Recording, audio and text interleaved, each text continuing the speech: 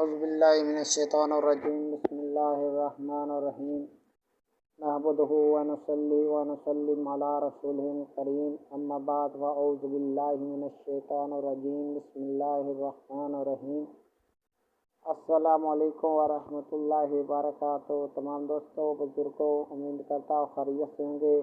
اللہ پاک اس رمضان کے صدقے تمام امت مسلمین کے دل کی نیک خواہشات پوری فرمائے اور دکھ تکلیف سے دور عطا فرمائے۔ تو آج ہم بات کریں گے آمد رمضان پر رسول اکرم صلی اللہ علیہ وسلم کا ایک خطبہ۔ حضرت سلمان فارسی فرماتے ہیں کہ نبی کریم صلی اللہ علیہ وسلم نے شعبان کی آخری تاریخ میں ہم لوگوں کو عنایت فرمایا کہ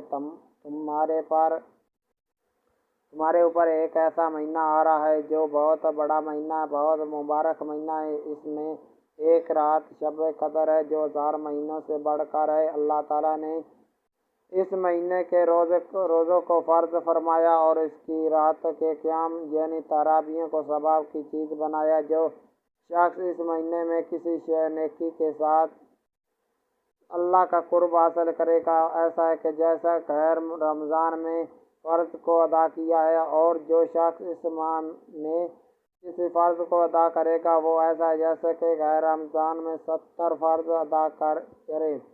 یہ مہینہ صبر کا ہے اور صبر کا بدلہ جنت ہے، اور یہ مہینہ لوگوں کے ساتھ غم خواری کرنے کا مہینہ ہے۔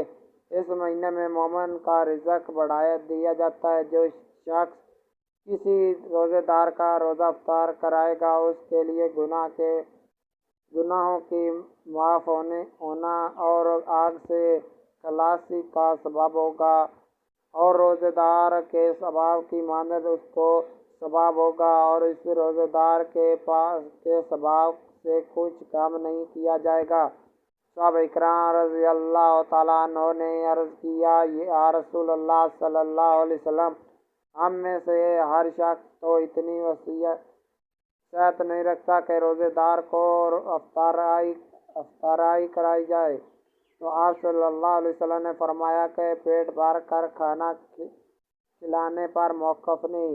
یہ ثواب تو اللہ تعالیٰ نے ایک کھجور سے کوئی افطاری کرا دے، یا ایک گھونٹ پانی پلا دے، یا ایک گھونٹ لسی پلا دے، اس پر بھی رحمت فرما دیتا ہے۔ یہ ایسا مہینہ ہے کہ اس کا اول حصہ اللہ کی رحمت، درمیانی حصہ مغفرت اور آخری حصہ آگ سے آزادی کا ہے۔ جو شخص اس مہینے میں ہلاک کر دے، اپنے غلام کو خادم کے بوجھ کو ہلکا کر دے، حق تعالیٰ سبحانہ اس کی مغفرت فرماتا ہے۔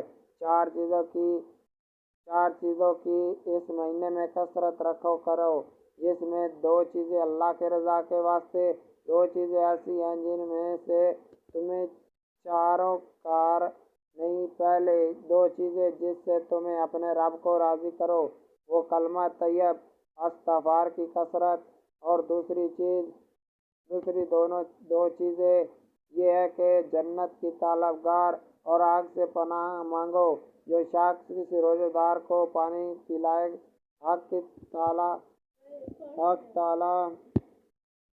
حق تعالیٰ قیامت کے دن حوض کوثر اس کو ایسا پانی پلائے گا جس کے بعد جنت میں داخل ہونے تک پیاس نہیں لگی۔ پہلا فائدہ، اس خطبے میں ماہ رمضان کی سب سے بڑی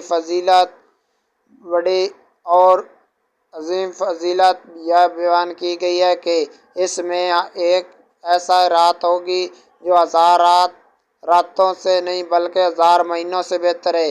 1000 مہینوں میں تقریباً 30,000 راتیں ہوتی ہیں۔ لیلۃ القدر کے 1000 مہینوں سے بہتر ہونے کا مطلب یہی سمجھنا چاہیے، اللہ تعالیٰ سے تعلق رکھنے والا اور اس کے قرب اور رضا کے لیے طالب بندگی اسے ایک رات میں قرب الہی کی اتنی مسافت طے کر سکتا ہے جو دوسری 1000 راتوں میں طے نہیں کر سکتا۔ دوسرا فائدہ، اس خطبے میں رمضان کے بارے میں فرمایا گیا، یہ یہ صبر اور غم خواری کا مہینہ ہے، اور دینی زبان میں صبر کے اصطلاحی معنی یہ ہیں: اللہ کی رضا کے لیے اپنے نفس کی خواہشات کو دبانا اور طمع ناگوار کو جھلنا۔ ظاہر ہے کہ روزے کا دل اول اور آخرت یہ ہے۔ اس طرح کے روزہ رکھو کہ ہر روزے دار کو تجربہ ہوتا ہے کہ فاقہ کیسی تکلیف کی چیز ہے۔ اس سے اس کے اندرون غربت اور مسکین کی ہمدردی، غم خواری کا جذبہ ہونا چاہیے۔ جو بچہ ندان کی وجہ سے فاقے پر فاقات کرتا ہے، اس لیے رمضان کا مہینہ بلا شبہ صبر اور غم خواری کا ہے۔ تیسرا فائدہ یہ بھی فرمایا گیا: اس بابرکت مہینے میں اہل ایمان کے رزق میں اضافہ کیا جاتا ہے۔ اس کا ترجمہ تو بلا اشتباہ ہر صاحب کو ایمان روزہ دار کو ہوتا ہے۔ رمضان المبارک میں جتنا اچھا، جتنی فروغ سے کھانا کو پینے کو ملتا ہے، باقی 11 مہینوں میں اتنا نصیب نہیں ہوتا، خواہ اس عالم اسباب میں وہ کسی بھی راستے سے آیا ہو، سب اللہ کے حکم اور فیصلے سے آتا ہے۔ چوتھا فائدہ یہ فرمایا کہ پہلا عشرہ رحمت، دوسرا عشرہ مغفرت، تیسرا عشرہ دوزخ سے آزادی کا ہے۔ اس کا مطلب یہ ہے کہ رمضان کی برکت سے مستفید ہونے والے بندے کی تین طرح کے ہو سکتے ہیں۔ پہلی قسم وہ لوگ جو نیک اور تقوی دار، جو ہمیشہ گناہ سے بچنے کا اہتمام کرتے رکھتے ہیں۔